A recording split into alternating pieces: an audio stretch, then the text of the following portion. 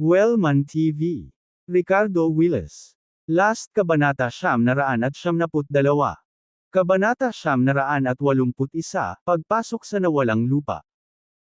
Nang makitang hinaharangan ni Jerome Winter si Ricardo, nanatiling tahimik si Ancestor Salazar, ngunit agad na kumunot ang noo ni Ancestor Garraway, na nagpapakita ng bakas ng disgusto.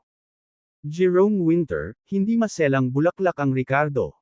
Para magkaroon siya ng ganoong lakas bago ang edad na 30, mayroon siyang sariling paghuhusga.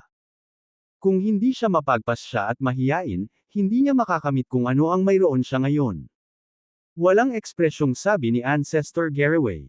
Ancestor, tama ka. Pero, nakahawak pa rin ng mahigpit si Jerome Winter sa braso ni Ricardo, isang mapait na ngiti ang sumilay sa kanyang mukha. Tumingin siya kay Ricardo na halata sa mga mata ang pag-aalala at babala. Damang-dama ang damdaming naramdaman ni Ricardo habang tinitingnan itong lolo na kakakilala pa lang niya. Nararamdaman niya na ang iba ay tunay na nagmamalasakit sa kanyang kaligtasan. Gayunpaman, ngumiti pa rin si Ricardo at umiling, sinabing, "Lolo, kailangan kong tuklasin ang lost land na ito. Mangyaring huwag subukang pigilan ako. Huwag mag-alala, mayroon akong sapat na life-saving card at tiwala akong makakabalik ako. Kahit na ang makapangyarihang fragmented void ay maaaring hindi nagtataglay ng aking mga kakayahan." Puno ng kumpiyansa at determinasyon ang tono ni Ricardo. "Anak, bakit ayaw mong makinig? Ang iyong ina at ako ay hiwalay sa loob ng maraming taon, at ngayon siya ay nasaktan. Napakahirap para sa amin na magsama muli. Kung may mangyari sa iyo habang kasama mo ang pamilya Winter, hindi ko na kayang harapin ang nanay mo pagkatapos kong mamatay."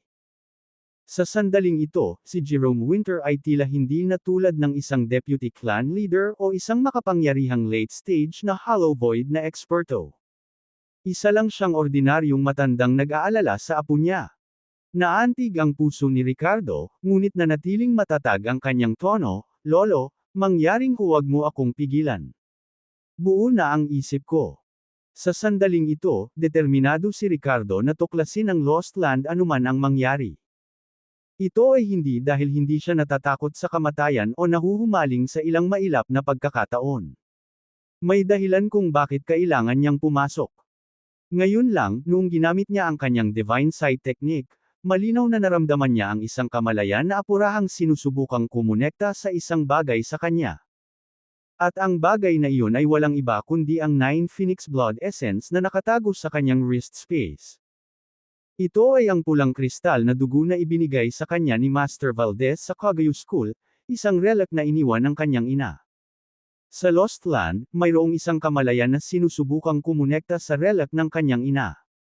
Hindi kaya may koneksyon ang kanyang ina sa Lost Land na ito. Kaya naman, kinailangan ni Ricardo na pumasok at mag-imbestiga. Pagdating sa mga usapin tungkol sa kanyang ina, hindi kayang mag-alinlangan ni Ricardo. "Ikaw." Buntong hininga. Naramdaman ni Jerome Winter na buo na ang isipan ni Ricardo at walang magawa. Ngumiti si Ricardo sa kanya at tinapik ang kamay ni Jerome Winter, "Lolo, huwag kang mag-alala. Ligtas akong lalabas. Baka iangat ko pa ang sumpa sa Ancient Winter family." Sa sandaling ito, sinabi ni Ancestor Garraway sa malalim na boses, "Ricardo, kung kaya mo talagang alisin ang sumpa sa pamilya Winter, maaari ka pang maging pinuno ng angkan. Kung tutuusin, dala mo ang dugo ng pamilya Winter. Hehe, tignan natin yan." Napangiti si Ricardo nang walang pag-aalinlangan. Sa sumunod na segundo, naging anino siya at sumugod patungo sa kailaliman ng apoy na spiritual vein. Habang lumalalim siya, mas naramdaman niya ang pagtaas ng temperatura sa paligid niya. Pinuno ng mga makakapal na elemento ng apoy at true fireway ang hangin sa paligid niya. Mabilis na tumaas ang temperatura. Nang marating ni Ricardo ang gilid ng parang palanggana, ang temperatura ay umabot na sa libu-libong degree. Kung ang isang ordinaryong tao o kahit isang cultivator na mas mababa sa antas ng nascent soul ay dumating dito, malamang na masunog sila hanggang sa abo. Sa sandaling ito, malinaw na naramdaman ni Ricardo ang isang hadlang na bumabalot sa malaplangganang lugar na ito, na humaharang sa kanyang pagpasok. Alam niya na ang malaplangganang lugar na ito ay nagtago ng isang domain sa loob ng isang domain ng Lost Land. Sa sumunod na segundo, muling inilabas ni Ricardo ang Divine Feather mula sa kanyang wrist space. Pop! Kaagad, ang hadlang ng Lost Land sa kanyang harapan ay umaalo na parang mga alon ng tubig. Sa sumunod na segundo, nawala ang Vermilion Bird Divine Ancestor Divine Feather sa kamay ni Ricardo, at siya mismo ang pumasok sa barrier. Sa labas ng apoy spiritual vein. Nakatayo doon si Jerome Winter na may pag-aalala sa mukha. Hindi niya maiwasang mapabuntong hininga. Desidido si Ricardo na pumasok sa Lost Land, hindi niya napigilan. Jerome Winter, baka may kanya-kanyang kapalaran si Ricardo. Huwag kang mag-alala. Mahinahong sabi ni Ninunong Salazar. Bahagyang ipinikit ni Ancestor Garraway ang kanyang mga mata, naramdamang nakapasok na si Ricardo sa Lost Land. Ricardo, sana nakalabas ka ng ligtas. Magdudulot din iyon ng pag-asa sa Ancient Winter family. Kung maaari, ayoko talagang sumuko, ang lupaing ito ng angkan. Ang lugar na ito ay isang malayang espasyo.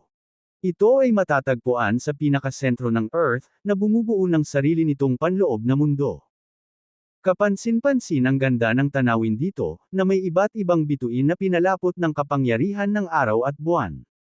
Gayunpaman, lagi itong nababalot ng kadiliman. Ang konsentrasyon ng espiritual na enerhiya sa panloob na mundong ito ay kahangahangang mataas. Ang buong mundo ay palaging natatakpan ng ambon na nabuo ng espiritual na enerhiya. Ang bawat ilog at lawa ay aktwal na nabuo sa pamamagitan ng likidong espiritual na enerhiya. Gayunpaman, bukod sa isang taong nakasuot ng asul na damit, walang ibang nilalang sa panloob na mundong ito. Anumang anyo ng buhay na bumuo ng katalinuhan ay walang awang papatayin ng taong nakasuot ng asul. Ang lalaking ito na nakasuot ng asul na damit ay walang kapintasan, tulad ng isang likhang sining na may sensinang ginawa ng langit mismo. Napakaganda na mahirap malaman kung siya ay lalaki o babae. Sa sandaling ito, ang taong nakasuot ng asul na tao ay nakatayo sa pampang ng isang ilog na nabuo ng espiritual na enerhiya at nakatingin sa isa pang figure mula sa malayo. Ang kanyang mga mata ay kumikislap sa kawalang interes at lamig. Oo. Sa panloob na mundong ito kung saan laging may nakasuot na asul na tao at walang ibang anyo ng buhay, isang hindi inanyayahang panauhin ang dumating ngayon. Kabanata 982, ang mundo na ito ay babagsak sa kaguluhan. Ang figures sa kabila ng ilog ay tila umabot ng libu-libong talampakan ang taas. Na may mga sungay sa ibabaw ng ulo at mga mata na parang dalawang nagliliyab na bituin, ito ay naglabas ng takot at karahasan. Isang aura ng pagkawasak ang nagmula sa napakalaking figurang ito. Sa paligid nito ay umagos ang isang nakakatakot na itim na demonyong enerhiya. Parang nabalot ng kadiliman ang buong kaibuturan ng mundo. Hindi ko inaasahan na sa loob lamang ng 30 taon, ang iyong lakas ay babalik sa 80% ng kanyang pinakamataas. Ang lalaking nakaasul ay tumingin sa figura, nagsasalita sa malamig at walang emosyong boses. Gayunpaman, ang kanyang sariling figure ay lumawak din upang tumugma sa napakalaking sukat ng isa. Dalawang napakalaking figure, na kayang burahin ang langit, ay nagkaharap sa isang standoff. Sa tingin mo ba ay mapapahawak ako ng 9 Abyss Demon Prison ng tuluyan? Naglakas loob akong lusutan ang 9 Abyss Demon Prison, at balang araw sisirain ko ang kulungan na itinayo mo, naghahanap ng mas mataas na kaharian at mas malaking kapangyarihan. Ang matayog na figure na may mga sungay ay nagsalita sa isang malalim na tinig na umalangaw-ngaw sa kalangitan at lupa. Ang tono nito ay puno ng matinding hinanakit at ayaw. Ganun ba? Sa palagay mo ba sa 80% ng iyong kapangyarihan na naibalik, maaari mo akong labanan? Ang lalaking may asul na boses ay may bahid ng panunuya. Ha, ha ha ha. Embodiment of Heaven's Will, itigil mo na ang pagpapanggap na malakas dito. Sa tingin mo ba hindi ko alam na ikaw ay kasalukuyang nasa pinakamahina mo? Kung hindi, paano natin nalagpasan ng 9 Abyss Demon Prison 30 taon na ang nakalipas? Ngayon, hindi man kita kayang sirain, muli kitang masasaktan. Babaliktarin ko ang mundong ito. Pinipigilan mo ang espiritual na enerhiya ng mundong ito at hinahadlangan ang sibilisasyon ng paglilinang. Hindi ko hahayaang gawin mo ang iyong paraan. Dahil nasa labas ako, bibigyan kita ng regalo, hahaha. Ang nakakatakot na anino ng demonyo ay humagalpak sa tawa at pagkatapos ay pumailang lang sa kalangitan, patungo sa langit ng pangunahing mundo. How dare you? Tuluyan nang nagbago ang ekspresyon ng lalaking nakablo. Pumalakpak din siya sa langit, sumugod patungo sa anino ng demonyo. Boom! Boom! Boom! Sa pangunahing mundo, ang nakakatakot na mga alon ng enerhiya ay paulit-ulit na sumabog. Ang dalawang napakalaking figure ay patuloy na nagsagupaan sa kalangitan sa itaas ng pangunahing mundo. Umuungol. Sa gitna ng labanan, ang anino ng demonyo ay tila nagsiwalat ng tunay nitong anyo. Ang mukha nito ay kahawig ng ulo ng toro, may mga pakpak sa likod, buntot na parang leon, at ang napakalaking katawan nito ay hugis-kilin, na natatakpan ng itim na kaliskis. Ang napakatinding enerhiya ng demonyo ay kumalat at lumaganap sa buong mundo. Sa sandaling ito, tinamaan ng demonyong anino ang lalaking nakaasul, na nagbuga ng maraming dugo mula sa bibig nito. Nabasag at nalaglag ang mga kaliskis nito. Gayunpaman, nagpakawala ito ng labis na nasisiyahang tawa. Hahaha, embodiment of heaven's will, napakahina mo talaga. Break ka para sa akin. Sa susunod na segundo, tila naabot na nito ang gilid ng pangunahing mundo. Sa pamamagitan ng isang sinaunang at primordial na dagandong, ang buntot nito ay naging isang higanteng palakol na kasing laki ng isang bundok. Boom! Ang hadlang ng pangunahing mundo ay nabasag ng isang nakakatakot na butas. Isang malaking halaga ng espiritual na enerhiya ang bumuhos tulad ng isang ilog na bumabagsak sa isang dam, hindi mapigilan. Boom! Boom! Boom! Tiniis ng demonyong anino ang mga pag-atake ng lalaking nakaasul at, sa kabila ng matinding pinsala, naglunsad ng isa pang serye ng mga pag-atake na sapat na malakas upang basagin ang kawalan. Ang pangunahing mundo ay naiwan sa mga guho. Hahaha! Ang langit na ito ay masisira natin balang araw. Og! Ang demonyong anino ay nagluwa ng dugo, ngunit tumawa ng buong puso. Bago siya mapatay ng lalaking nakaasul, sa huli ay nakatakas siya mula sa pangunahing mundo. Bagamat ang paglalakbay na ito ay nagdulot sa kanya ng matinding panghina, pakiramdam niya ay naglabas siya ng libu-libong taon na halaga ng nakakulong na galit. Alam niya na sa kahinaan ng embodiment of heaven's will ngayon, walang paraan para maayos niya ang pangunahing mundo o pigilan ang pagtagas ng espiritual na enerhiya. Ang mundong ito ay hindi maiiwasang mapunta sa kaguluhan. Samantala, sa Council Hall ng Broken Pulse Sect, ang patriarch na nakasuot ng puting damit at maraming elder ng sekta ay nagtipon ngayon. Magalang na umupo doon sina Ernie at Sullivan. Bagaman ang isa ay ang sect master at ang isa ay ang deputy sect master, ang mga pangunahing desisyon na nakakaapekto sa kapalaran ng sekta ay nangangailangan pa rin ng konsultasyon sa mga patriarch at elder na ito. Halos lahat ng mga pangunahing miyembro ng Broken Pulse Sect ay naruroon, kabilang ang mga makapangyarihang matatanda at tagapagtanggol ng sekta. Mayroong 9 na nakakatakot na makapangyarihang fragmented void na eksperto lamang. At mayroong 36 na master ng Void Realm. Ito ay walang alinlangan na puwersang may kakayahang yumanig sa langit at lupa. Ang patriarch na nakasuot ng puti, si Kelsey Montgomery. Nakaupo sa upuan sa ulo, tiningnan niya ang silid bago nagsalita sa malalim na boses, matagal na ang nakalipas mula nang mamatay ang dalawang eksperto sa powerful fragmented void mula sa pamilya Wills habang nakikipag-usap kay Ricardo. Gayunpaman, hindi umaksyon si Order Warden laban sa pamilya ng Ancient Wills. Mukhang walang kinalaman ang pagkamatay nila sa Order Warden. Walang intensyon si Order Warden na sirain ang pamilya ng Ancient Wills. Sa makatuwid, oras na para kumilos ang ating Broken Pulse Sect. Kelsey Montgomery, anong ibig mong sabihin? Tanong ng isang mid-stage na fragmented void protector na may gumagalaw na ekspresyon. Napatingin din ang iba kay Kelsey Montgomery na may mga naguguluhang ekspresyon. Ngayon, ang pagtitipon ng lahat ng ito na kadalasang naghihiwalay na mga eksperto sa sekta ng sama-sama ay nagpapahiwatig ng isang bagay na makabuluhang mangyayari. Ang ibig kong sabihin ay oras na para sa ating Broken Paul sect na tipunin ang lahat ng ating lakas para lipulin ang pamilya ng Ancient Wills. Para makuha ang kumpletong bangkay ng Dodror Dragon. Upang matupad ang mandato ng mga ninuno na ipinasa sa mga henerasyon.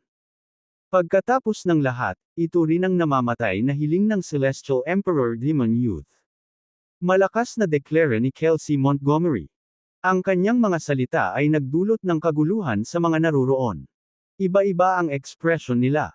Ang ilan ay sabik at nasa sabik. Ang iba ay maingat at nagdududa. Kabanata 983, ang napipintong kalamidad ng pamilya Willis. Kelsey Montgomery, hindi ba masyadong risky ito? Ang pamilya ng sinaunang Willis, pagkatapos ng lahat, ay may malalim na pundasyon. Isang matanda ang tumayo at maingat na nagtanong. Nang marinig ito, napangisi si Kelsey Montgomery, Foundation. Gaano karaming lakas ng labanan ang maiipon ng pundasyon ng pamilyang sinaunang Willis laban sa ating Broken Paul sect? Ang pamilya ng Ancient Willis ay mayroon na lamang 3 miyembro ng Powerful Fragmented Void na natitira. Ito ang pinakamahina nilang sandali. Kung hindi natin sila sisirain ngayon, kailan tayo? Nang marinig ito, maraming naruroon ang naging matigas ang mukha at saka tumango bilang pagsang-ayon.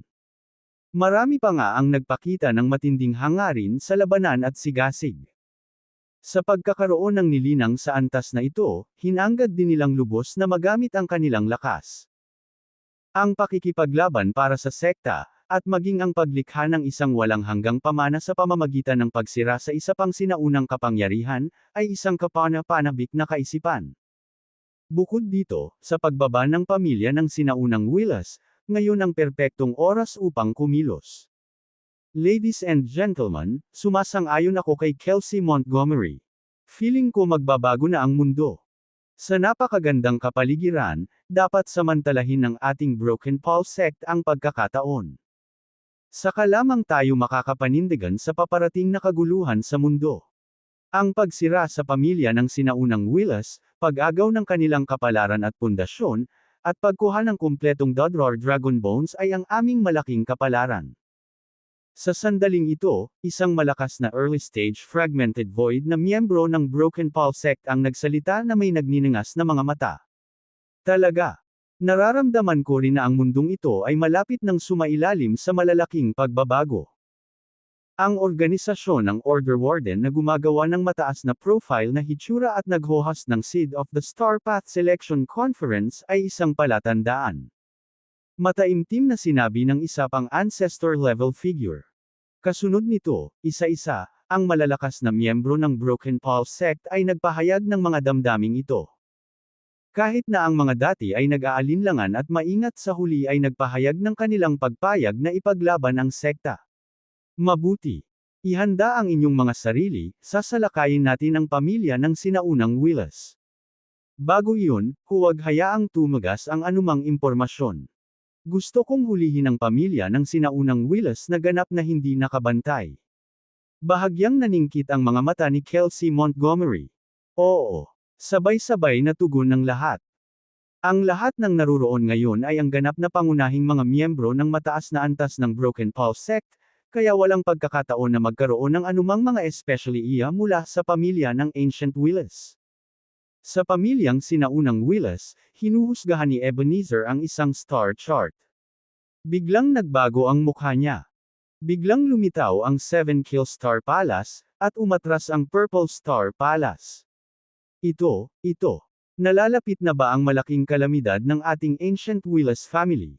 Anong nangyayari? Ano ang mangyayari? Swish! Sa sumunod na segundo, naging anino siya, napunit sa kalawakan at direktang nakarating sa retreat ni Maximus.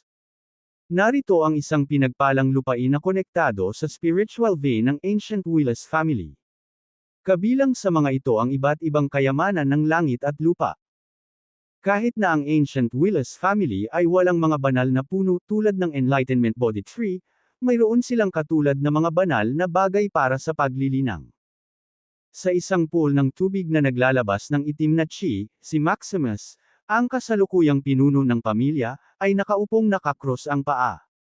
Sa tabi niya ay lumutang ang ilang fragment of rules. Ang tubig sa pool na ito ay nakolekta mula sa Dragon Tomb na iyon. Kahit na ang Dodrar Dragon sa Dragon Tomb ay patay na sa loob ng 10,000 taon, ang mga buto nito ay naglalabas pa rin ng iba't ibang mga natitirang bakas ng mga panuntunan. Sa paglipas ng panahon, ang mga natitirang bakas na ito ay magiging fragments of rules at ang ganitong uri ng itim na, rule spiritual liquid, kasama ang iba't ibang mga kayamanan. Ang Dragon Tomb na iyon ay parehong nakakatakot na ipinagbabawal na lupain at isang treasure land para sa Ancient Willis family. Matapos alisin ang mga lason sa kamatayan na nakapaloob sa panuntunang espiritual na likido, ito ay naging isang mahusay na banal na bagay para sa pag-unawa at paglikha ng kapangyarihan ng panuntunan. Boss! Sa sandaling ito, ang katawan ni Maximus ay biglang umapaw sa mayamang kapangyarihan ng tubig at kahoy. Pagbuo ng sarili niyang rule domain. Ang Fragmentation Void. Ha. Ako, si Maximus, sa wakas ay nakapasok na sa Shattered Void Realm. Sino ang nagsabi na ang aming Ancient Willis family ay humihina? Ako ay itinadhana ng langit. Nicholas Willis, Hayden Willis, ikaw lang ang aking stepping stones. Ricardo, magiging masyadong maaga o huli ka. Obstedati mula sa novel, The Rapper Meter, R.J. Matapos masira, si Maximus ay tumawa ng buong puso, labis na nasa sabik at ipinagmamalaki. Ang pagpasok sa Fragmentation Void at sabay-sabay na paglikha ng sarili niyang dalawang panuntunan ay ginawang puno ng ambisyon at kumpiyansa si Maximus. Sa sumunod na segundo, bumukas ang batong pinto ng secret room, at nakita ni Maximus si Michael na nagmamadaling pumasok. Nang mapansin ang pagmamadali at panik na anyo ni Michael, bahagyang kumunat ang noo ni Maximus. Michael, ano bang nangyayari sa iyo? Kumunat ang noo ni Maximus at may halong pagtatanong na tono. Matapos makapasok sa Shattered Void Realm, tila nawalan siya ng paggalang sa Ancient Fragmented Void Ancestor na ito at higit na autoridad bilang pinuno ng pamilya. Guru. Ibinabawas ko lang ang star chart at naramdaman ko na ang ating Ancient Willis family ay malapit ng humarap sa isang malaking kalamidad. Dapat tayong maghanda ng maaga upang harapin ang anumang posibleng kaguluhan. Mataimtim na sabi ni Michael. Nang marinig ito, sumagot si Maximus ng, malapit nang harapin ang isang malaking kalamidad. Master Michael, mali ba ang hinuha mo? Kakabreak ko lang, with one more fragmentation void in our family, paano magkakaroon ng malaking kalamidad? Guro, ano ang kaya mong gawin mag-isa?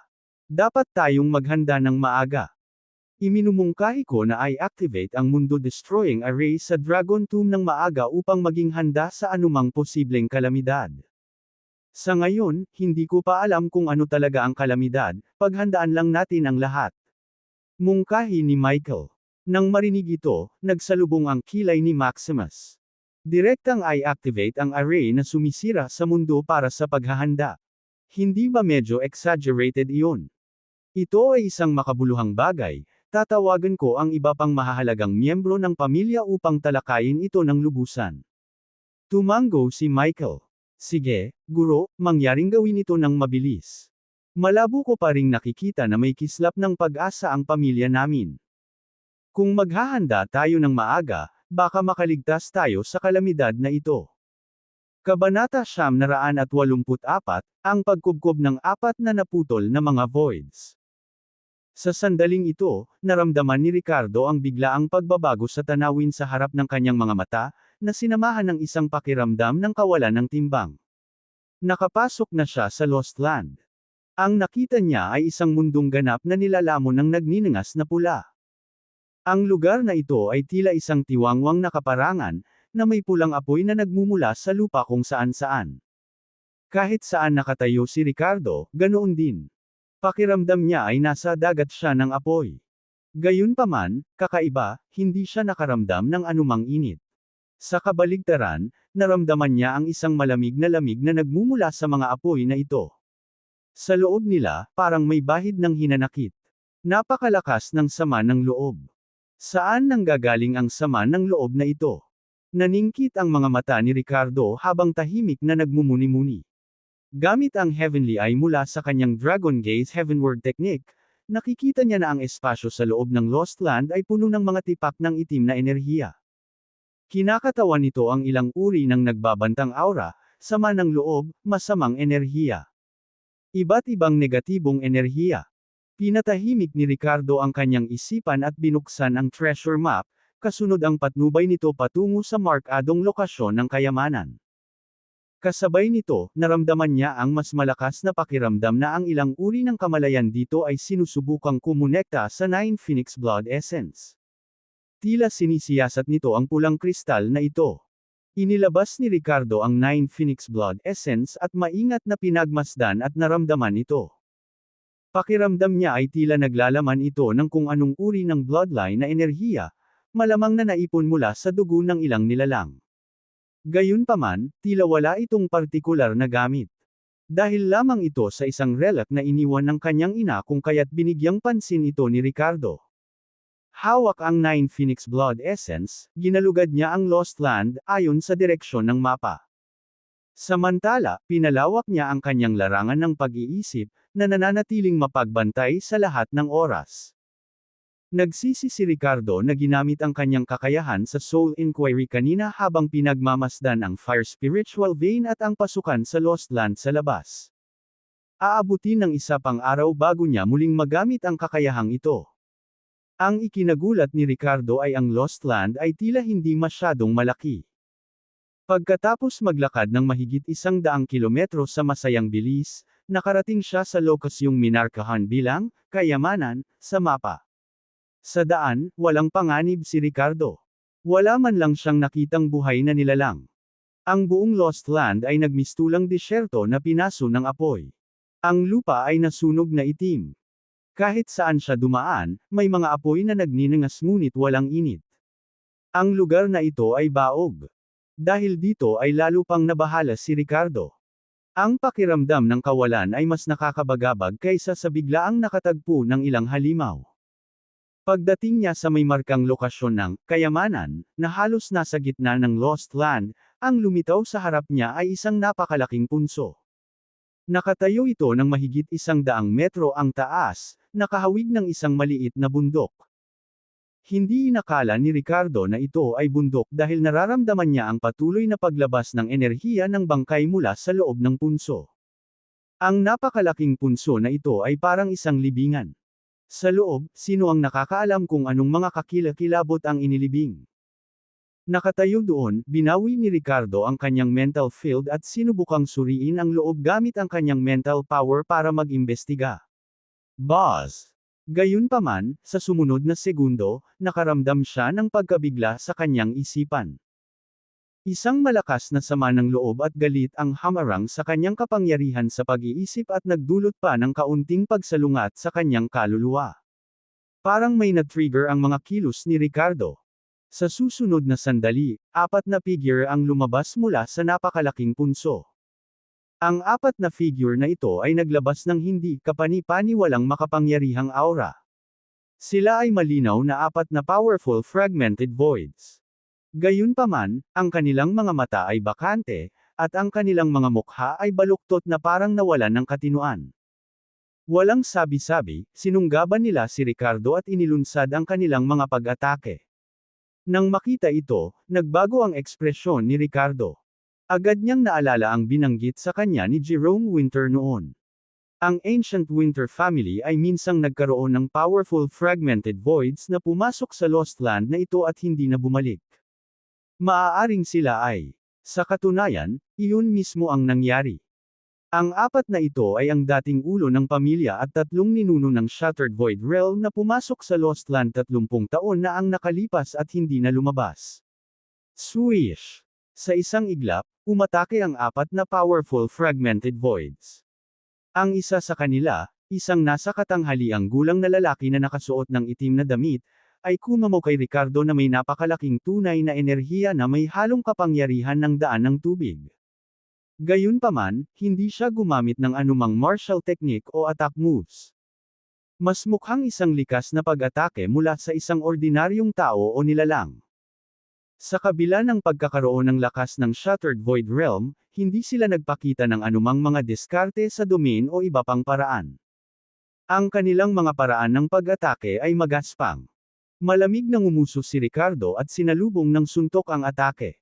Sa sandaling ito, ang suntok ni Ricardo ay nagdala ng lakas ng isang late-stage Hollow Void Kick. Nang hindi gumagamit ng mga diskarte sa domain o iba pang paraan, ang lakas ng pag-atake ng mga powerful fragmented voids na ito ay hindi nangangahulugang mas malakas kaysa sa Ricardo. Bagamat ang nakaitim na damit na nasa katanghaliang gulang na, lalaki, ay may mid-stage fragmented void na lakas. Nang bumangga ang kanilang kuko sa kamao ni Ricardo, pinalipad sila pabalik. Swish swish swish. Kasabay nito ang pag-atake ng tatlo pa. Saglit na nag-alinlangan si Ricardo ngunit piniling huwag gumamit ng anumang trump card o divine ability. Sa halip, umasa siya sa kanyang ganap na lakas at Sky Shaker na pangangatawan upang harapin ang apat na makapangyarihang fragmented voids na ito. May napansin siyang kakaiba sa kanila.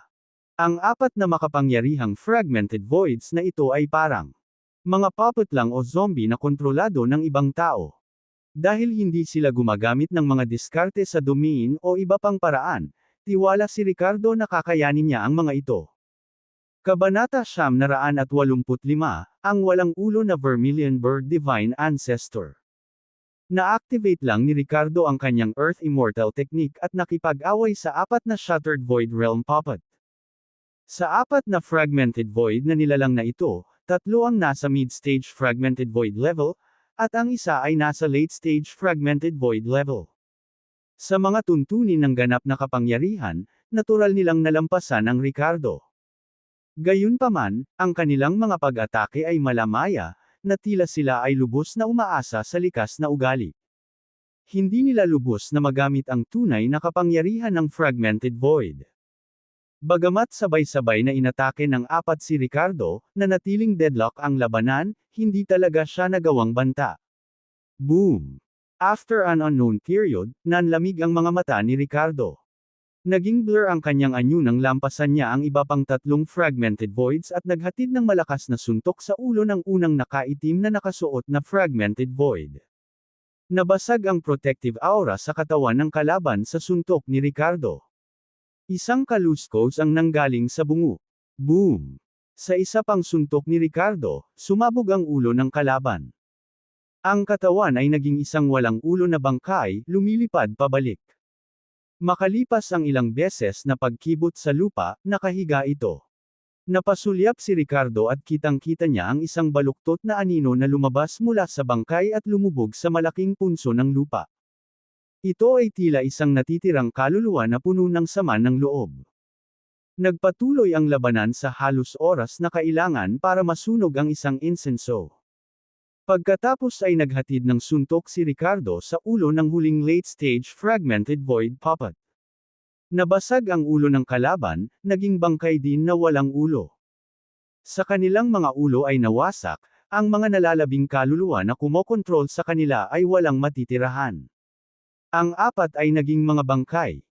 Bagamat taglay nila ang lakas ng Shattered Void Realm Chi Refinement, hindi sila maaaring gumamit ng anumang mga diskarte o divine na kakayahan.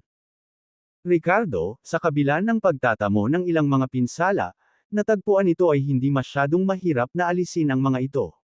Boom! Dumagundong. Sa sandaling ito, na sinamahan ng pagyanig sa lupa, ang malaking punso sa kanyang harapan ay biglang nahati, gumuho, at nabasag. Sa susunod na segundo, isang napakalaking figure ang lumabas mula sa loob. Agad na nagbago ang mukha ni Ricardo nang makita ito. Tiningnan niya ang napakalaking figure na may matinding takot sa kanyang mga mata. Ito ay isang malaking ibon na may maapoy na pulang katawan, na umaabot sa 100 metro ang haba, na nagpapalabas ng isang hindi kapani-paniwalang nakakatakot na aura at presyon. Kahit na ang isang makapangyarihang fragmented void ay hindi maaaring magkaroon ng ganoong aura. Mahusay na sasakyan.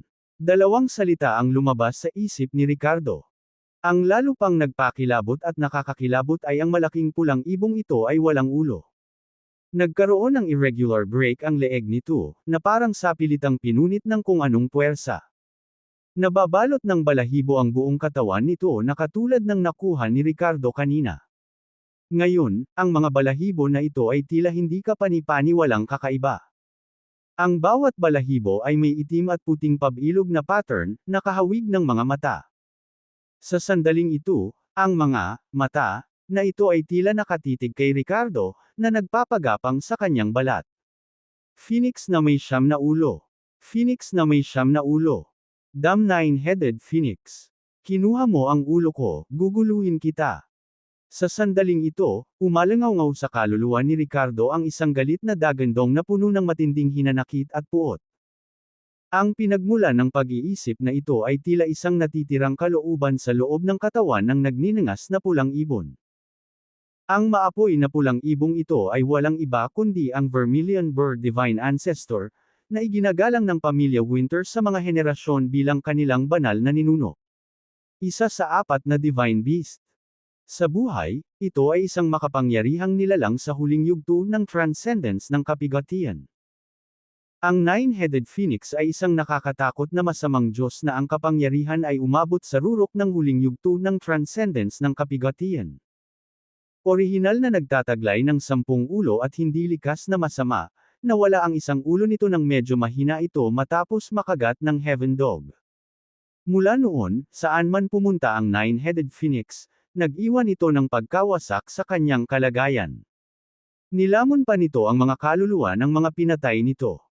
Naniniwala ang nine-headed Phoenix na sa pamamagitan ng pagkonsumo ng maraming kaluluwa, maaari nitong palakihin muli ang ika-10 ulo nito. Ito ay naging uhaw sa dugo at lumalamon sa kaluluwa. Sinusubukan ang lahat ng posibleng paraan upang mapalago muli ang ika-10 ulo nito. Sa kalaunan, tinarget nito ang isa sa 4 na Divine Beast, ang Vermilion Bird Divine Ancestor. Naniniwala ang nine-headed Phoenix na bilang kapwa Avian Divine Beast, ang pagkuha ng Vermilion Bird Divine Ancestor's head ay maaaring pahintulutan itong ikabit ito sa sarili nitong tuod ng leeg bilang ika-10 ulo nito. Kaya, namatay ang Vermilion Bird Divine Ancestor sa kamay ng masamang Diyos na nine-headed Phoenix. Ang ulo nito ay pilit na pinunit ng kalaban, na bumagsak sa walang katapusang puot at hinanakit sa nawawalang lupain ito.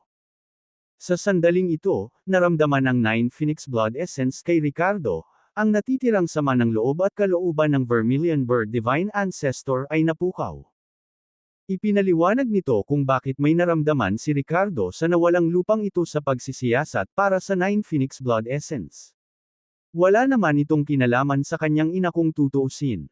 Siyempre, hindi alam ni Ricardo ang lahat ng ito sa kasalukuyan. Kahit na gawin niya, hindi ito mahalaga.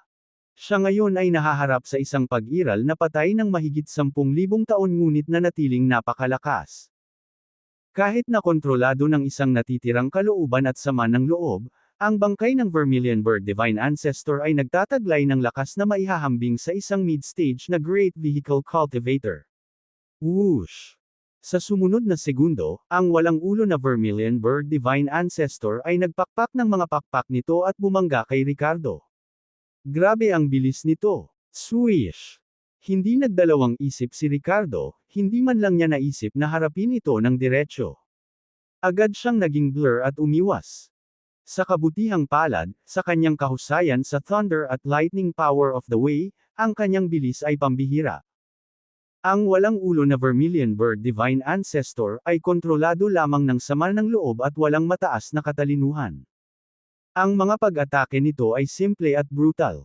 Nagbigay ito kay Ricardo ng isang kislap ng pag-asa para mabuhay. Kung hindi, ang pagharap sa isang kalaban na maihahambing sa isang Great Vehicle Cultivator sa lakas ay nangangahulugan ng agarang kamatayan para sa kanya. Katulad ng dati nang humiram si Order Warden Grey Robe ng katawan para buhayin muli bilang isang late-stage fragmented void peak na demonyo na si Kendrick at madaling napatay ng entity na ito. Ang lakas ngayon ni Ricardo ay tiyak na hindi katulad ng demonyong iyon. Sa pagharap sa walang ulong Vermilion Bird Divine Ancestor, wala siyang pagpipilian kundi ang umatras. Kabanata 986, hindi matitinag. Nag-transform si Ricardo sa isang bahid ng asol na liwanag, tumakas ng buong lakas sa Lost Land. Ang walang ulong Vermilion Bird Divine Ancestor ay naglabas ng walang katapusang sama ng loob at mali siya, walang humpay na kinulong sa aura ni Ricardo at hinahabol siya. Sa isang pag-iisip, itinuro ni Ricardo ang kanyang kapangyarihan sa pag-iisip patungo sa apat na walang ulo na Shattered Void Realm na bangkay habang siya ay tumakas. Kaagad, inihagis niya ang divine ability ng mga panuntunan ng buhay, pagkakaloob ng buhay. Ang apat na pira-pirasong bangkay na void, bagaman hindi kumpleto, ay pansamantalang nabigyan ng buhay. Kinontrol sila ni Ricardo para maningil sa walang ulo na Vermilion Bird Divine Ancestor. Boom! Boom! Boom! Boom! Sa apat na muffled sound na pinaghalo, ang apat na malalakas na fragmented void corpses ay agad na nabasag ng walang ulo na Vermilion Bird Divine Ancestor. Hindi man lang nila ito mabagal kahit saglit. Ang mga mag-aaral ni Ricardo ay nagkontrata, at siya ay napuno ng pangamba. Iniisip niya kung ilang tama ang kakayanin ng sarili niyang katawan mula sa kalaban na ito. Makalipas ang ilang hininga, whoosh! Ang walang ulo na Vermilion Bird Divine Ancestor ay nagpakpak ng mga pakpak nito, na nagpadala ng nakakatakot na buhawi ng mataas na init at true fireway patungo sa Ricardo. Kahit na sa pisikal na katatagan ni Ricardo, naramdaman niya ang pag-aapoy sa kanyang likod. Ang apat na banal na hayop na ito, minsan sa yugto ng Tribulation Crossing, ay may mga katawan na nanatiling hindi nasisira kahit pagkatapos ng kamatayan sa napakaraming taon. Bagamat walang gaanong katalinuhan, ang kanilang makapangyarihang katawan at ang True Fireway na taglay nila ay ginawa ang anumang pag-atake na tila isang Divine Fire ability. Ang buhawi, tulad ng isang tidal wave, ay tumakip sa isang malawak na lugar, na iniwan ng Ricardo na walang mapagtatagwan. Whoosh! Sa susunod na sandali, siya ay natangay dito, pakiramdam na para siyang nasa dagat ng apoy. Kahit ang kanyang malakas na katawan ay hindi makayanan ang ganoong kataas na temperatura. Banal na kakayahan, Sky Shaker. Tahimik na umungal si Ricardo, pinilit na direktang gamitin ang Sky Shaker. Buzz! Ang kanyang buong katawan ay biglang nagliwanag ng gintong liwanag. Sa isang iglap, ang True Fireway na patuloy na sumisira sa kanyang katawan ay nawala ang epekto nito kay Ricardo at naabsorb at pinagsama pa niya. Boom! Sa sandaling iyon, ang walang ulong Vermilion Bird Divine Ancestor ay naka-charge na. Ang buhawi ay lubhang naghihigpit sa paggalaw ni Ricardo. Damn it! Kapansin-pansing nagbago ang mukha ni Ricardo nang makitang papalapit sa kanya ang higanteng kuko ng Vermilion Bird Divine Ancestor. Nais niyang gamitin ang force field ng kanyang katawan upang bahagyang itaboy ang kalaban at pagkatapos ay muling tumakas upang lumikha ng distansya. Gayunpaman, baliwala ang force field sa harap ng walang ulo na Vermilion Bird Divine Ancestor. Boom! Sa susunod na sandali, si Ricardo ay direktang tinamaan at pinalipad ng kuko ng Vermilion Bird Divine Ancestor. Basag! Basag! Paft! Sa sunod-sunod na kaluskos, naramdaman ni Ricardo na parang madudurog ang buong kalansay niya. Ang kanyang sternum at tadyang ay nabali sa hindi bababa sa 10 lugar. Bumulwak ang dugo sa kanyang bibig dahil nasira ang kanyang mga laman loob. Ang ganap na lakas na maihahambing sa isang pag-atake sa entablado ng Great Vehicle ay hindi biro. Kahit na may divine ability ng Thick Earth Immortal Body ni Ricardo at ang kanyang makapangyarihang Sky Shaker Body, halos maalis siya sa isang suntok. Swish! Pagkalapag, agad na tumalon sa ere si Ricardo nang walang pag-aalinlangan. Pinili niyang tumakas at umiwas sa walang ulo na pagtugis ng Vermilion Bird Divine Ancestor sa kalagitnaan ng hangin. Whoosh! Whoosh! Gayunpaman, kahit na ang Vermilion Bird Divine Ancestor ay nawalan ng ulo, mayroon pa rin itong mga pakpak. Ibinuka nito ang kanyang mga pakpak at umabot din sa ere, walang humpay na hinahabol si Ricardo. Ngayon, maaari lamang umasa si Ricardo sa kanyang superior na katalinuhan upang malampasan ito. Sa kalagitnaan ng hangin, patuloy niyang binago ang kanyang trajectory at mahusay na nagmamanyobra. Kasabay nito, ginamit niya ang Dragon's Energy Primordial Technique para desperadong pagalingin ang kanyang mga sugat. Sa panunood ng walang humpay na pagtugis ng walang ulo na Vermilion Bird Divine Ancestor, nagpasya si Ricardo na subukang gamitin din ang Best Owl of Life dito. Gusto niyang makita kung kaya niyang kontrolin ang bangkay na ito na dala ng sama ng loob. Ang pagkakaloob ng buhay ay maaaring gamitin hanggang 5 beses sa loob ng 7 araw. Ginamit ni Ricardo ang kanyang huling pagkakataon sa bangkay ng Vermilion Bird Divine Ancestor na ito. Gayunpaman, sa susunod na segundo, nawalan siya ng pag-asa na natanto na wala itong epekto. Ang kalooban na puno ng sama ng loob at puot ay kabilang sa nalalabing kamalayan ng Vermilion Bird Divine Ancestor. Kaya mahigpit na nagsasalita, ang Vermilion Bird Divine Ancestor ay hindi pa ganap na namatay. Hindi magagamit ni Ricardo ang Best Owl of Life dito. Damn it, hindi ito gagana. Tumanggi akong maniwala dito. Ricardo gritted kanyang mga ngipin at ang kanyang mga mata ay nagpakita ng isang determinadong pagpapasya. Dahil ang pagtakbo ay haantong sa kamatayan, nagpasya siyang lumaban. Sa pamamagitan lamang ng pagsira sa walang ulong Vermilion Bird Divine Ancestor na ito makakaligtas siya. Divine Demon na hindi sumusuko. Si Ricardo ay umungal sa loob at sumugod patungo sa walang ulo na Vermilion Bird Divine Ancestor sa gitna ng hangin. Naging semi-transparent ang buong katawan niya. Whoosh! Habang ang walang ulo na Vermilion Bird Divine Ancestor ay naghahampas ng isa pang malakas na buhawi sa kanya, dumaan ito sa katawan ni Ricardo nang hindi nagdulot ng anumang pinsala. Ang banal na kakayahan ng Divine Demon Unyielding ay ginawang hindi magagapi si Ricardo at hindi naapektuhan ng kahit ano hanggang sa matamaan niya ang kanyang target. Dragon Tiger Dual Form Feast. Umungol si Ricardo nang maabot niya ang bangkay ng walang ulo na Vermilion Bird Divine Ancestor, naghagis ng buong lakas na suntok gamit ang magkabilang kamao. Pinagsasama ang kapangyarihan ng Divine Beast Wilderness's Feast sa Dragon Tiger Dual Form Feast. Ang strike na ito ay naglalaman din ng kapangyarihan ng Solid Earth Way, Thunder at Lightning Power of the Way, at ang embryonic form ng Way of Death. Kasama ang mapangwasak na kapangyarihan ng True Fire Way na ngayon lang niya hinigup at pinagsama. Sa isang iglap, naubos ang tunay na enerhiya ni Ricardo. Ang suntok na ito ay nagdala ng walang kapantay na momentum nang tumama ito sa katawan ng walang ulo na Vermilion Bird Divine Ancestor. Boom! Sa isang malakas na impact sound, ang walang ulo na Vermilion Bird Divine Ancestor ay nanatiling hindi gumagalaw sa kalagitnaan ng hangin. Mga balahibo lamang ang nakakalat kung saan-saan mula sa punto ng impact. Sa sandaling iyon, tuluyang nadurog ang puso ni Ricardo. Ang pagharap sa isang pag-iral na maihahambing sa yugto ng Great Vehicle, kahit sa buong lakas niya, hindi niya ito matitinag. Kabanata 987, nawala sa isang panaginip. Habang tinamaan ng pag-atake ni Ricardo ang walang ulo na Vermilion Bird Divine Ancestor, ang kanyang katawan ay lumipat mula sa isang ethereal na estado sa isang solidong anyo. Sa sandaling ito, ang kanyang puso ay lumubog sa ilalim. Ang lakas ng kanyang suntok na kahit isang makapangyarihang fragmented void ay hindi maglalakas loob na harapin ito ng direkta. Gayunpaman, nang mapunta ito sa walang ulong Vermilion Bird Divine Ancestor, na ang lakas ay maihahambing sa isang dakilang dalubhasa sa sasakyan, nagawa lamang nitong matamba ang isang balahibo. Ang mga banal na hayop ay likas na nagtataglay ng hindi kapani-paniwalang kakilakilabot na pisikal na mga katawan, na higit pa sa mga taong nagsasaka.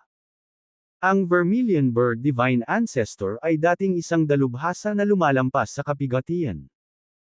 Kahit na may natitira na lang sa katawan nito, maihahalintulad pa rin ito sa isang Great Vehicle Expert. May isip lamang ng isa kung gaano kalakas ang natitirang katawan na ito. Sa simpleng pag-asa sa pisikal na katawan nito at sa True Fire Way na nakapaloob sa loob, ang lakas nito ay maihahambing sa isang Great Vehicle Expert. Paano posibleng banta ito ng pag-atake ni Ricardo? Whoosh! Bang! Sa sandaling ito, ang mga pakpak ng walang ulo na Vermilion Bird Divine Ancestor ay biglang pumutok, dala ang isang hindi kapani-paniwalang nakakatakot na puwersa, at mabangis na hinampas si Ricardo. Basag! Basag! Basag! Sa isang iglap, marami sa mga buto ni Ricardo ang nabasag bawat pulgada. Pakiramdam niya ay nataman siya ng isang maliit na bundok. Habang pinapalipad siya pabalik, dumura siya ng dugo na may halong malalaking pira-piraso ng kanyang mga laman loob. Ang gilid ng katawan niya na direktang tinamaan ng pakpak ay mukhang deformed at pilipit. Dahil lamang sa taglay ni Ricardo ang isang sky shaker level na matatag na katawan kaya hindi siya tuluyang nadurog. Kung hindi, kung ito ay isang makapangyarihang fragmented void, napunit na sana siya. Bang! Malakas na bumagsak si Ricardo sa lupa, naamoy ang hindi mapag-aalinlangan ang amoy ng kamatayan. Sa sandaling ito, hindi niya maisip na tumakas sa ere, ni hindi niya magawang bumangon. Boss! Maya-maya lang, biglang sumabog ang pulang ilaw sa katawan ni Ricardo. Isang makapal na aura ng buhay ang lumabas sa kanya. Si Ricardo, na tuluyang nawala ng kakayahan sa pakikipaglaban, ay biglang naramdaman na parang bumalik siya sa buong lakas. Ang kanyang buong katawan ay napuno ng napakaraming pakiramdam ng walang takot na kapangyarihan. Basag! Basag! Basag! Ang kanyang katawan ay nagbago at gumaling, at sa isang do-or-die spirit, muli niyang sinumpa ang walang ulo na Vermilion Bird Divine Ancestor. Ang divine ability na, Undying Vitality, ay na-trigger ng walang ulong Vermilion Bird Divine Ancestor na pag-atake. Sa madaling salita, bagamat hindi nabasag ang katawan ni Ricardo, ang hampas na ito ay isang fatal blow pa rin sa kanya. Kung wala ang Undying Vitality, magiging bangkay na si Ricardo. Mapapatay na sana siya ng walang ulo na Vermilion Bird Divine Ancestor. Sa isang determinadong tingin sa kanyang mga mata, inilunsad ni Ricardo ang isang galit na pag-atake sa walang ulo na Vermilion Bird Divine Ancestor. Alam ni Ricardo na kapag natapos na ang tagal ng kanyang walang kamatayang banal na kakayahan, maaaring ito na ang sandali ng kanyang tunay na kamatayan. Bago mangyari iyon, kahit manipis ang pag-asa, kailangan niyang lumaban hanggang kamatayan. Kinailangan niyang atakihin ang walang ulo na Vermilion Bird Divine Ancestor hanggat maaari. Paano kung nagawa niyang patayin ito? Boom! Boom! Boom! Boom!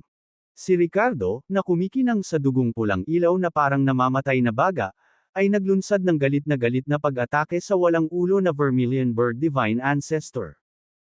Ang walang ulo na Vermilion Bird Divine Ancestor ay galit din na nag-counterattack, ngunit ang mga pag-atake nito sa sandaling ito ay hindi makapinsala sa Ricardo. Sa loob ng 1 minuto na tumagal ang Undying Vitality, si Ricardo ay nasa isang hindi magagapi na estado. Saglit lang na umatake si Ricardo, biglang umalangaw sa kanyang isipan ang isang malakas na sigaw. Napuno ito ng matinding negatibong emosyon. Nawala sa panaginip. Isang matinis na boses ang umalangaw sa isipan ni Ricardo. Ang natitirang kamalayan ng Vermilion Bird Divine Ancestor sa loob ng walang ulo na Vermilion Bird Divine Ancestor ay hindi masyadong matalino ngunit nananatili pa rin ang ilang kamalayan. Lalo na ang pinakamakapangyarihang kakayahan nito, nawala sa panaginip. Ito ay isang pamamaraan ng pag-atake ng kaluluwa. Nakulong nito ang target nito sa kanilang panloob na mga demonyo. Kung sila ay sumuko sa kanilang panloob na mga demonyo, ang kanilang kaluluwa ay malilipol. Ang kanilang kaluluwang enerhiya at sama ng loob ay hihigop ng nalalabing kamalayan na ito. Ang pisikal na katawan ng target ay magiging pupi nito. Katulad ng 4 na dating pinuno ng Ancient Willis family. Nang makitang hindi makapinsala sa Ricardo ang pisikal na pag-atake nito, agad na ginamit ng walang ulo na Vermilion Bird Divine Ancestor ang Lost in a Dream sa kanya. Whoosh! Whoosh! Whoosh!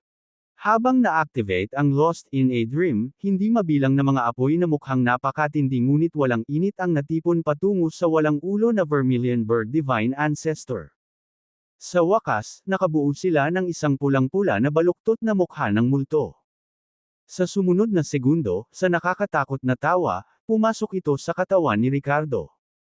Ito ay lumabas na ang mga apoy sa loob ng Lost Land ay pawang, karmic flames, na puno ng matinding hinanakit at paghihiganti. Kasabay ng matinding sigaw ay biglang nawalan ng malay si Ricardo. Nang muli siyang magising, natagpuan niya ang kanyang sarili noong 18 taong gulang. Nakahiga siya sa matigas na kama sa kanyang lumang bahay sa kanayunan. Iminulat niya ang kanyang mga mata nang makita niya ang isang madilim na lampara sa gilid ng kama na nag-iilaw sa silid. Gulat na napatingin si Ricardo sa paligid. Napakapamilyar ng eksena sa kwarto. Paano siya nauwi sa dati niyang tahanan? Hindi ba't kinakalaban niya ang walang ulo na Vermilion Bird Divine Ancestor sa Lost Land? Sa sandaling ito, hindi matukoy ni Ricardo ang pagitan ng katotohanan at ilusyon. Sa eksenang ito, parang totoo ang lahat. Panaginip lang ba ang lahat? Panaginip lang ba lahat ng naranasan ko? 18 taong gulang pa ba ako at nagkaroon lang ng mahaba at mahabang panaginip? Kinuha na ngayon ni Ricardo ang kasalukuyang sitwasyon bilang totoo. Ang pag-iisip na ito ay umusbong sa loob niya. Matapos ang una niyang pagkabigla, bakas sa mukha ni Ricardo ang matinding saya. Nangilid ang mga luha niya. Nanginginig ang buong katawan niya sa kaba. Tatay, nanay. Nang makita ang dalawang tao na nagbukas ng pinto at naglalakad palabas, nabulunan si Ricardo. Kabanata 988, nawala sa panaginip dalawa. Ang dalawang taong pumasok ay walang iba kundi ang mga magulang ni Ricardo na sina Cedric Wills at Aaliyah Winter. Ang kanyang ama ay mahigpit pa rin gaya ng dati, na may bahid ng pagkaseryoso, ngunit hindi maitago ng kanyang mga mata ang kanyang pag-aalala para kay Ricardo. Anong ginagawa mo sa sobrang gabi? Tanong ni Cedric Wills na may bahid ng mukha. Anak, anong meron? Nagkaroon ka ba ng bangungot? Ang kanyang ina, si Aaliyah Winter, ay tumingin kay Ricardo na may mapagmahal at magiliw na ekspresyon. Tatay, nanay, ikaw ba talaga? Namiss kita ng sobra. Tatay, nanay. Nabulunan si Ricardo, tumulo ang luha sa kanyang mukha habang tinatawag ang kanyang mga magulang. Tumalon siya sa kama at tumakbo papunta sa kanila. Sa sandaling ito, hindi siya ang makapangyarihang Hollow Void o ang binhi ng Star Path. Isa lamang siyang 18 taong gulang na batang lalaki na gustong yakapin ng mahigpit ang kanyang mga magulang at huwag nang bumitaw. Namiss mo kami. Kung namiss mo kami, bakit hindi mo kami hinanap? Sa pagkakataong iyon, biglang napalitan ng kakaibang ekspresyon ang mukha ni Cedric Wills. Tumingin siya kay Ricardo na may nakakatakot na ngiti. Oo. Kung namiss mo kami, bakit hindi ka bumaba para sumama sa amin? Ikaw na walang kwentang anak. Ang dating maamo at mapagmahal na si Aaliyah Winter ay nagbago rin ng kanyang kilos. Parehong naging kakilakilabot ang kanilang hitsura. Ang kanilang mga katawan ay natatakpan ng madugong mga butas kung saan gumagapang ang mga uod palabas. Maging ang kanilang mga bibig, mata, at mukha ay nabubulok na sa mga butas. Sinugod nila si Ricardo na may mabangis na ngisi, nakalahad ang kanilang mga kamay para sakalin ito na para bang gusto nilang patayin ang sarili nilang anak. Tatay, nanay, miss na kita. Miss ka na ng anak mo. Pangarap kong makita kang muli. Patay ka na ba talaga? Ganito ba ang itsura mo bago ka mamatay? Tatay, nanay, masakit ba ang iyong kamatayan? Ang iyong anak ay hindi matapat. Gayunpaman, sa sandaling ito, hindi nagpakita ng takot o gulat si Ricardo habang pinagmamasdan niya sina Cedric Wills at Aaliyah Winter na sumusugod sa kanya. Patuloy siyang nakatingin sa kanyang mga magulang na may luhang umaagos sa kanyang mga mata. Ang kanyang mga luha ay napuno ng malalim na pananabik at nakakasakit sa puso. Kahit na sila ay naging mga masamang espiritu, sila pa rin ang iniisip niya araw at gabi. Ibinuka ni Ricardo ang kanyang mga braso at walang pag-aalinlangang tumakbo patungo kina Cedric Wills at Aaliyah Winter, gusto silang yakapin ng mahigpit. Kahit na sila ay tunay na mapaghiganting mga espiritu. Contant Bell 0 Angst and 0 Vey, Lidister, Ma. O, R, G. Sa susunod na segundo, ang nakakatakot na anyo ni Cedric Wills at Aaliyah Winter ay bumalik sa kanilang orihinal na hitsura. Ngunit si Ricardo ay dumaan mismo sa kanilang mga katawan. Wala siyang niyakap kundi hangin. Sa sandaling iyon, naramdaman ni Ricardo ang matinding pagkawala sa kanyang puso. Lumingon siya at tiningnan ang mga ngayon ay ethereal na anyo ni Cedric Wills at Aaliyah Winter, umiiyak na hindi mapigilan. Tatay, nanay, hindi. Huwag mo akong iwan. Isama mo ako. Isama mo ako. Miss ka na ng anak mo. Namiss talaga, ikaw. Lumuhod si Ricardo sa lupa, umiiyak at nagmamakaawa. Hindi malinaw kung nagmamakaawa siya sa kanyang mga magulang o nagsusumamo sa langit. Anak, lumaki ka na. Walang silbi sina mama at papa, wala na kaming magagawa para sa iyo. Nasa iyo pa ang anak mo. Mabuhay ng maayos. Magiliw na tiningnan nina Cedric Wills at Aliyah Winter ang kanilang anak habang nagsasalita sila. Pagkatapos, unti-unti silang nawala sa paningin ni Ricardo. Nabaliw si Ricardo na sinubukang agawin ang mga ito ngunit nahuli lamang ang walang katapusang panghihinayang at kawalan. Daddy, Daddy, hindi mo ba pinapansin si Nora? Sa sandaling iyon, isang matamis na boses ang umalangaw-ngaw.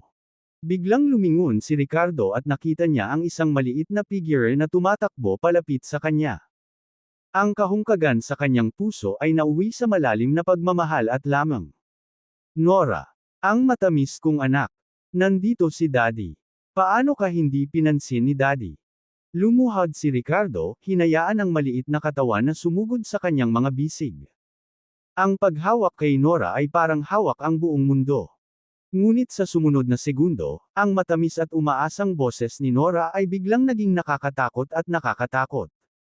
Daddy, galit sa'yo si Nora. Bakit? Bakit mo ako dinala sa mundong ito para magdusa?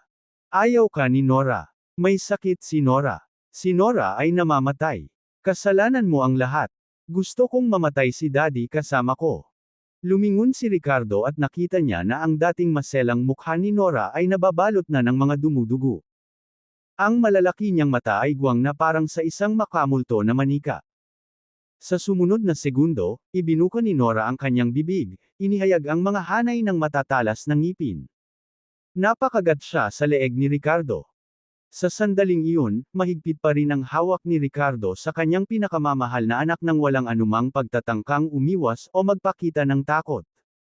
Ang kanyang puso ay napuno ng matinding guilt at sakit. Natakot siya. Takot na mawala din ang kanyang anak sa kanyang mundo. Kahit gaano katikot si Nora, hindi ito may kukumpara sa takot na mawala siya sa kanyang mundo. Lagok, lagok, lagok. Narinig niya ang tunog ng paglunok ni Nora ng kanyang dugo sa kanyang tainga, ngunit ang kanyang mukha ay nagpapakita ng kaginhawaan at pagmamahal. Uminom ka. Uminom ka. Pasensya na po kayo ni Daddy. Walang kwenta si Daddy. Nabulunan na sabi ni Ricardo. Ngunit sa sumunod na segundo, kahit mahigpit niyang hinawakan si Nora, nalaman niyang bigla na lang itong naglaho. Walang laman ang kanyang mga braso. Sa susunod na sandali, natagpuan ni Ricardo ang kanyang sarili na nakatayo sa harap ng isang kalaliman. Sa ibaba niya ay isang walang katapusang bangin ng kadiliman. At si Nora ay nahuhulog sa bangin na iyon. Nawala ang nakakatakot na anyo ni Nora kanina. Ang kanyang maselang mukha ay napuno na ngayon ng takot at kawalan ng pag-asa. Tiningnan niya si Ricardo nang may matinding pananabik at desperasyon, na mapilit na sumisigaw, "Tatay! Daddy, iligtas mo si Nora." Takot na takot si Nora. "Bababa ka ba at tumira sa akin?" Nang marinig ang tawag ng kanyang anak, hindi nagatubili si Ricardo at tumalon sa bangin pagkatapos niya. "Okay. Darating si Daddy. Sweetheart, nasaan ka man, si Daddy ay laging kasama mo." Kabanata 989, kung gusto mo, kunin mo. Woo, hindi. Daddy, hindi. Mamamatay na si Nora, hindi dumating si Daddy. Dapat mabuhay ng maayos si Daddy. Sa sandaling ito, tumingin si Nora kay Ricardo, desperadong umiling at winawagayway ang kanyang mga kamay. Mabilis na bumagsak si Ricardo, nagngangalit na umabot kay Nora. Si Nora, na may luha sa kanyang mga mata, ay iniabot din ang kanyang maliit na kamay. Sa wakas, magkadikit ang kanilang mga kamay. Gayunpaman, isang bagay na nakakabigla na naman ang nangyari kay Ricardo. Si Nora, na parang manikang porselana, ay naging mga butik ng puting liwanag at nawala sa sandaling hinawakan siya ni Ricardo. Hindi. Huwag. Nora. Nora. Si Ricardo ay nagpakawala ng isang makabagbag damdaming sigaw, na nakakaramdam ng lubos na pagkawasak. Bang! Sa sumunod na segundo, bumagsak siya ng husto sa lupa, nakahiga at umiyak ng malakas. Iklik, iklik, iklik. Sa sandaling ito, na sinasabayan ng tunog ng pagkiklik ng matataas na takong sa lupa, isang napakagandang figure ang lumakad. Honey, anong problema? Honey. Isang malamyos at malamig na boses ang umalingaw na may bakas ng pagmamahal at pag-aalala. Natarante si Ricardo, nakatingin kay Miranda na naglalakad palapit sa kanya, at nahulog sa isang estado ng kalugod-lugod na kagalakan na para bang nabawi niya ang isang bagay na nawala. Asawa! Asawa! Ikaw ba talaga? Napaiyak si Ricardo sa tuwa at mabilis na lumapit sa kanya. Asawa, akala ko hindi na kita makikita sa buhay na ito. Saan ka nagpunta? Bakit mo ako iniwan?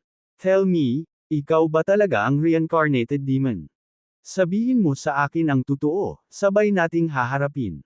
Tumakbo si Ricardo at niyakap ng mahigpit ang walang katulad na dilag sa kanyang harapan.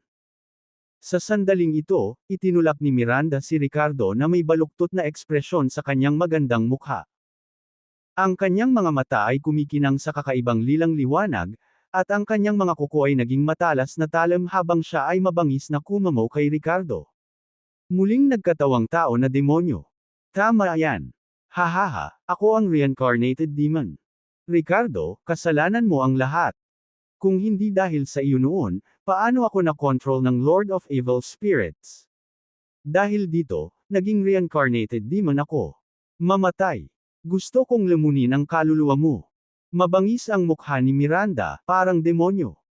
Ang isang kamay niya ay lumaki sa hangin, parang isang higanteng malademonyong kuko na tumatakip sa langit, na humawak sa kanya. Sa sandaling ito, nakatingin lang sa kanya si Ricardo na puno pa rin ng infatuation at awa ang mga mata. Asawa, pasensya na. Kasalanan ko ito. Gusto mo ang kaluluwa ko. Nakangiting sabi ni Ricardo kay Miranda, sige. Ibibigay ko sa iyo. Kung ang aking kaluluwa ay nilalamon mo, tayo ay magsasama magpakailanman. Maging ang ating mga kaluluwa ay magsasama sa isa. Hehe. Nang marinig ang mga salitang ito, biglang huminto ang malademonyong kuko ni Miranda sa hangin. Muling naging itim at puti ang kanyang magagandang mata, na kumikislap sa dampi ng kalungkutan at hinanakit. Tanga! Bakit ang tanga mo? Naging demonyo na ako. Tumingin si Ricardo kay Miranda at magiliw na umiling, handa kang ailay ang iyong kaluluwa sa Panginoon ng masasamang espiritu para sa akin. Mahal na mahal mo ako nang walang pagsisisi. Wala akong pakialam kung Buddha ka o demonyo. Kung ikaw ay isang Buddha, sasamahan kita upang iligtas ang lahat ng nilalang. Kung naging demonyo ka, tutulungan kitang patayin si Maximus. Asawa, kung kaya kang palakasin ng aking kaluluwa. Kunin mo. Sa ganitong paraan, lagi akong lalaban sa tabi mo. Tumingin si Miranda kay Ricardo na may luhang umaagos sa kanyang mukha, bumubulong sa sarili. Tanga! Ang tanga mo! Bakit ang tanga mo? Bakit? Bastos ka! Bastos! Gusto kitang mamatay! Mamatay! Sa bandang huli, ang boses ni Miranda ay tila may bahid ng pagkagalit at malalim na hinanakit at ayaw. Swish swish swish! Sa wakas, na sinamahan ng sunod-sunod na sumpa, si Miranda na nakatayo roon ay biglang naging makamulto na mga anino na nagmamadali patungo sa Ricardo. Ricardo, mamatay ka na. Bakit hindi ka papatay? Pinatay mo ang buong pamilya ko. Nakapatay ka ng napakaraming tao, nararapat kang mapunta sa impyerno. Nakikilala ni Ricardo ang bawat anino ng multo. Ang pangalawang tiyuhin ni Miranda na si Romeo Lowe, ang masasamang nagsasaka ng Ghost Clock Sect, mga miyembro ng Brit family mula sa capital, Arlo Hernandez at ang kanyang anak, ilang mandirigma mula sa Skiola, Broken Paul Sect na miyembro, mga henyo na namatay sa kanyang mga kamay sa loob ng Mirror of Trials. Ang bawat taong namatay dahil kay Ricardo o direktang pinatay niya ay naging mapaghiganting multo na umaatake sa kanya. Ang kanilang sama ng loob ay labis at kitang-kita ang hangarin na pumatay. Tila parating na ang kapalit ni Ricardo sa kanyang buhay. Tiningnan ni Ricardo ang tagpong ito na may malamig at determinadong tingin. Sa pagharap sa mga mabangis na multong ito, wala siyang naramdamang takot sa kanyang puso kundi matinding pagpatay lamang. Pwede kitang patayin minsan, kaya kitang patayin ulit. Halika. Umungol si Ricardo at ikinuyom ang kanyang mga kamao habang umaarangkada. Bang! Bang! Bang! Sa bawat suntok na ibinabato niya, isang mapaghiganting espiritu ang napapawi at naging abo. Parang dinudurog niya ang nakatagong guilt sa loob ng puso niya. Dahil sa nakita niyang napakaraming tao ang napatay niya noon, napangiwi si Ricardo saglit. Nakaramdam siya ng pagkakasala at pagkakasala. Pero ngayon, naging determinado na naman siya. Kabanata 990, covered in slaughter, there is karma. Sa lupain ng nawala. Sa sandaling ito, nakatayo doon si Ricardo na nakapikit, ang buong katawan niya ay nababalot ng karmang apoy. Ang sama ng loob sa loob ng walang ulong Vermilion Bird Divine Ancestor ang kumokontrol sa Lost Dream sa kanyang isipan. Ang namamalagi nitong hinanakit ay napuno ng matinding galit at pait. Ito ay ang pagkabigo ng isang nabigong pagsasabwatan. Gamit ang Lost Dream, pinukaw nito ang lahat ng panloob na demonyo ni Ricardo. Lahat ng nakita ni Ricardo sa Lost Dream ay malalim na nakaukit sa kanyang alaala. Ang gayong malalim na nakatanim na mga alaala, na minsang nabaluktot at nabasag, ay magiging sanhi ng pagbagsak ng kalooban ng isang ordinaryong tao. Kung ang kalooban ni Ricardo ay gumuho, ang kanyang espiritu ay nabasag, at ang kanyang kaluluwa ay nilalamon o nakontrol ng nananatiling sama ng loob ng walang ulo na Vermilion Bird Divine Ancestor. Gayunpaman, ang hindi inaasahan ng matagal na sama ng loob ng Vermilion Bird Divine Ancestor ay nanatiling matatag si Ricardo sa harap ng kanyang panloob na mga demonyo. Nang makaharap ang kanyang mga magulang, na pilipit sa kahindik-hindik na multo, pinili niyang yakapin sila ng mahinahon. Nang harapin ang kanyang anak na babae na nahulog sa isang bangin, ang kanyang pagmamahal para sa kanya ay hindi natitinag kaya't siya ay tumalon sa kanya ng walang pag-aalinlangan. Nang makaharap si Miranda ay naging demonyo, ang kanyang tindig ay napakalinaw. Sa Lost Dream, si Ricardo ay nakakaramdam ng kalungkutan, kabaliwan, at dalamhati. Gayunpaman, hindi natitinag ang kanyang tunay na pagkatao. Hindi siya nawala sa sarili niya. Sa sandaling ito, kahit na nakakulong pa rin sa Lost Dream ang kamalayan ni Ricardo, nanatiling kasing lakas ng bakal ang kanyang kalooban. Thud! Thud! Thud! Isa-isang winasak ng kanyang mga kamao ang mapaghiganting espiritu ng mga napatay niya. Halika! Isang beses kitang pinatay, kaya kitang patayin sa pangalawang pagkakataon. Malamig at walang awa ang boses ni Ricardo, walang pakialam at determinado ang kanyang tingin. Ricardo, ako ang pangalawang tiyuhin ni Miranda. Hindi ka ba nagigilty sa naging dahilan ng pagkamatay ko? Mamatay. Ang mapaghiganting espiritu ni Romeo Lowe ay bumangga sa Ricardo na may mga nakalantad na pangil at kuko. Malamig nang umuso si Ricardo, ikaw ang nagdala nito sa sarili mo. Nagdulot ka ng malaking sakuna at nasangkot ang pamilya ni Miranda. Nararapat kang mamatay. Kung wala si Miranda, sino ang makakaalam kung sino ka? Hindi ako nagsisisi na naging dahilan ng pagkamatay mo. Thud! Sa isang suntok, ang mapaghiganting diwa ni Romeo Lowe ay naglaho at naging abo. Ricardo, napakalupit mo. Pareho kaming namatay ng anak ko sa kamay mo. Ikaw ay nababalot ng mga kasalanan, ang kamatayan lamang ang makakapagtubo sa kanila. Tumigil ka sa pakikibaka, ito ang iyong karma. Si Arlo Hernandez at ang kanyang anak na si Ollie Hernandez ay sinisingil sa kanya ng walang kwentang pangil at kuko. Nanatiling hindi nagbabago ang ekspresyon ni Ricardo, malamig ang tono, sa Green-Blue Tournament, maraming beses akong sinubukang patayin ni Arlo Hernandez. Dapat ko bang hintayin na patayin mo ako sa halip? Ang iyong anak ay hindi mabuti, at ikaw ay hindi rin bilang isang ama. Nararapat na mamatay ang iyong anak, at nagdala ka pa ng kabaong sa pamilya Lowe. Kung dumating ako ng ilang sandali sa araw na iyon, ang aking biyenan, bayaw, at lahat ng nasa pamilya Lowe at pamilya Graham ay nahulog na sa iyong mga kamay. Ikaw at ang iyong anak ay nang-aapi ng iba, ang iyong pagkamatay ay isang pagpapala sa iba. Mamatay. Sa paglabas ng magkabilang kamao, sabay na nawala si Arlo Hernandez at ang kanyang anak na si Ollie Hernandez. Ricardo, wala kaming awa yan. Bakit mo ako pinatay? Napakalupit mo. Napakalupit. Sa sandaling ito, isang contestant na namatay sa mga kamay ni Ricardo sa Mirror of Trials ay sinisingil sa kanya ng mabangis na mukha. Sa landas ng paglilinang, ito ay kaligtasan ng pinakamatibay. Dahil pinili mong lumahok sa paligsahan sa pagpili ng Seed of the Star Path, dapat mong tiisin ang mga ganitong kahihinatnan.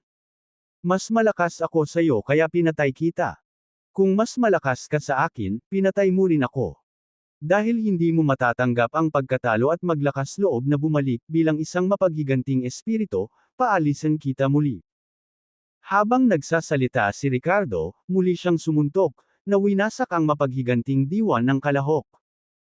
Sa katunayan, ang lahat ng hindi mabilang na mapaghiganting espiritong ito ay mga pagpapakita ng nabaon na kahinaan ni Ricardo. Kahit na siya ay naging mapagpasyahan sa pagpatay, hindi siya tunay na baliw sa disyerto. Sa tuwing naiisip niya kung paano nabahiran ng dugo at buhay ang kanyang mga kamay, nakaramdam si Ricardo ng pagkalito, at panghihinayang. Kaya, sa Lost Dream lumitaw ang pagsubok na ito ng hindi mabilang na mapaghiganti na mga espiritu na naghahanap ng paghihiganti. Kung ang kalooban ni Ricardo ay mahina, siya ay napunit ng mga espiritong ito, na kumakatawan sa pagbagsak ng kanyang kalooban at pagkalat ng kanyang kaluluwa. Gayunpaman, sa sandaling ito, mas lumakas ang kalooban ni Ricardo. Ang kahinaan na dating umiral sa kanyang puso ay tuluyang naglaho. Ang kanyang puso ay kasing tigas ng bakal. Halika. Halika kayong lahat. Pinatay kita, pinili mo ang iyong sariling landas sa kamatayan. Hindi ako mabuting tao. Ang kahinaan sa mga kaaway ay kalupitan sa aking sarili at sa mga nakapaligid sa akin. Ako si Ricardo. Hindi ako naniniwala sa mabuti o masama, hindi ako sumasamba sa mga Diyos o Buddha. Naniniwala lang ako sa karma. Malakas ang boses ni Ricardo at puno ng layuning pumatay. Kaya't paano kung magbata ako ng mga kasalanan? Malinis ang konsensya ko. Sakop ng patayan, may karma. Boss. Habang ang bawat mapaghiganting espiritu ay nawasak, para bang ang bawat isa sa mga panloob na demonyo ni Ricardo ay isa-isang pinapatay. Sa sandaling ito, si Ricardo ay mahalagang sagisag ng kanyang sariling kalooban. Nadama niya ang kanyang sarili na lumalakas, na kumakatawan sa isang lalong matatag na kalooban at isang mas malakas na kaluluwa. Kasabay ng kakaibang pagbabago-bago, naramdaman ni Ricardo na parang nasira ang kanyang kaluluwa sa ilang hadlang. Whoosh! Sa sumunod na segundo, ang figure ni Ricardo sa Lost Dream ay biglang lumaki at naging matayog na higanti. Sa pamamagitan ng isang kumpas ng kanyang kamay, hindi mabilang na mapaghiganti na mga espiritu na nabuo mula sa karmic na apoy ay naging abo. Sila ay naging pagkain para sa kanyang kaluluwa. Sabay sa labas ng mundo, biglang nagmulat ng mata si Ricardo. Ang kanyang mga mata ay naglabas ng dalawang sinag ng liwanag na kasing solid ng substance. Ito ay mga sinag na nabuo mula sa espiritual na kapangyarihan. Ang dalawang beam ay halos nahahawakan, halos material na mga bagay. Ang kanyang espiritual na kapangyarihan ay lumipat mula sa panlabas na projection tungo sa materialization. Sa sandaling ito, hindi kailanman naramdaman ni Ricardo ang kanyang dating mailap na kaluluwa na napakalinaw at naiintindihan. Nasira ang kanyang kaharian ng kaluluwa. Nakapasok na siya sa larangan ng materialisasyon. Kabanata 991, Soul Breakthrough. Hindi. Bakit? Ang aking nawala na pangarap ay hindi kailanman nabigo. Walang nakatalo sa kanilang panloob na mga demonyo. Bakit? Bakit? Paano mo nagawa? Hindi. Sa sandaling ito, umalangaw sa isip ni Ricardo ang sobrang ayaw at matinis na hiyaw. Ito ay ang natitirang kamalayan na nananatili pa rin sa loob ng walang ulo na Vermilion Bird Divine Ancestor. Ang Lost Dream ay hindi kapani-pani walang makapangyarihan, ngunit ang backlash effect nito ay parehong nakakatakot. Ang pinakadirektang backlash ay ang walang ulo na Vermilion Bird Divine Ancestor mismo ay mahuhulog din sa Lost Dream.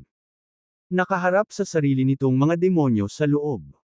Sa sandaling ito, habang ang Lost Dream ay pinilit ni Ricardo, ang walang ulo na Vermilion Bird Divine Ancestor ay nagpakawala ng ayaw at matinis na sigaw bago tumahimik. Gayunpaman, ang nakakatakot na katawan nito ay patuloy na nanginginig. Sa loob ng Lost Dream, ang natitirang kamalayan ng Vermilion Bird Divine Ancestor ay muling nakita ang eksenang pinatay ng Nine-Headed Phoenix. Ito ang pinakadakila at hindi malulutas nitong panloob na demonyo. Ang panloob na demonyong ito ay umiral at nagtimpla sa loob ng 10,000 taon, na ginagawa itong hindi maisip na nakakatakot. Bukod dito, isa na lamang itong nalalabing kamalayan na walang kumpletong katalinuhan. Ang pagharap sa gayong panloob na demonyo, ang kalalabasan ay natukoy na. Boom! Pagkatapos lamang ng kalahating minuto, ang walang ulo na katawan ng Vermilion Bird Divine Ancestor ay bumagsak sa lupa na may malakas na kalabog. Ang natitirang kamalayan ay ganap na nagbago sa purong enerhiya ng kaluluwa at nawala sa langit at lupa. Sa Lost Dream, bagaman tila napakaraming naranasan ni Ricardo, wala pang 1 minuto ang lumipas sa labas ng mundo. At ang oras na ang natitirang kamalayan ng walang ulo na Vermilion Bird Divine Ancestor ay maaaring tumagal laban sa kanyang panloob na demonyo ay mas maikli. Habang nawala ang nalalabing kamalayan, si Ricardo, na ang kaharian ng kaluluwa ay umabot sa isang nasasalat na antas, ay hinihigop ang dalisay na enerhiya ng kaluluwa sa isang pag-iisip, na higit na nagpapahusay sa kanyang sariling kaluluwa. Way! Bang! Sa sumunod na segundo, habang natapos ang tagal ng kanyang divine ability na Immortal Vitality, nagpakawala ng mahabang hininga si Ricardo at bumagsak ng husto sa lupa. Ang kanyang buong katawan at mga laman loob ay malubhang nasugatan, na naging dahilan upang hindi siya makagalaw. Kung wala ang Immortal Vitality, namatay na sana siya sa kamay ng walang ulo na Vermilion Bird Divine Ancestor. Bagamat hindi siya mamamatay ngayon, nasa malapit na siyang kamatayan. Ang tanging magagawa niya ay mabilis na gamitin ang Dragon's Energy Primordial Technique para pagalingin ang kanyang mga sugat.